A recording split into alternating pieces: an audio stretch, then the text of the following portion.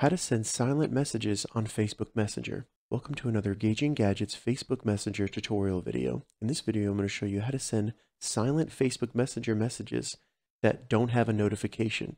So this can be useful if you're trying to send a message to someone, but you don't want them to get a notification so that their phone doesn't go off. Maybe they're in a meeting or school, something like that, where they are not allowed to be receiving Facebook Messenger messages. So it's actually really easy to send a silent message on Facebook Messenger. The first thing we need to do is open up Facebook Messenger, and this can be either in the app on your phone or either in the browser on your computer. Go ahead and open a message, and all we need to do is begin our message with a certain tag in order for it to be a silent message. So the first thing you type is going to be a / right there.